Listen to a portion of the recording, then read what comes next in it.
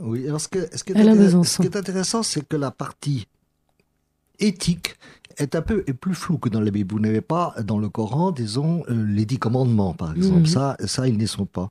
Et le rapport à Dieu est, alors là, radicalement différent de ce qu'il est dans la Bible, que ce soit l'Ancien ou le Nouveau Testament, puisque dans l'Ancien Testament, le rapport à Dieu passe à travers une alliance. Hein. L'alliance perpétuelle. C'est une alliance qui est nouée entre Abraham et Dieu, entre Moïse et son peuple d'une part, et Dieu, entre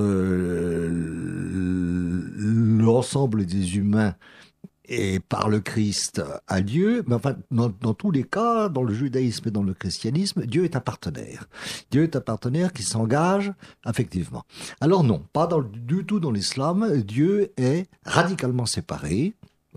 Il a consenti à donner une loi que les hommes doivent respecter, qui est intouchable, puisqu'elle elle est la parole de Dieu elle-même, n'est-ce pas? C'est pas une question d'aspiration.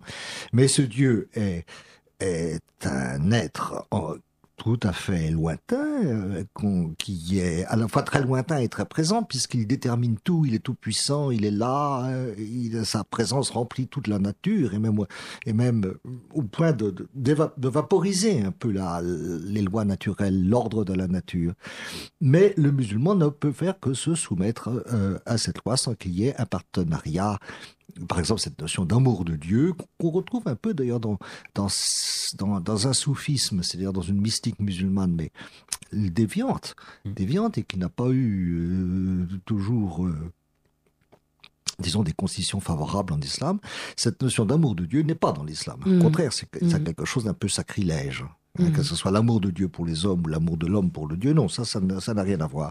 Et c'est pour ça que l'homme n'est pas une image de Dieu, comme on dit dans la Bible, que l'image de Dieu telle que l'ont pratiqué les chrétiens, eh bien, pour les musulmans, c'est de l'idolâtrie. Hein.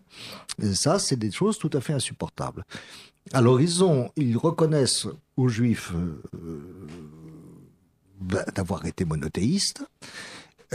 Ils n'acceptent pas la loi de Moïse, encore une fois, ni l'enseignement prophétique, enfin des grands prophètes.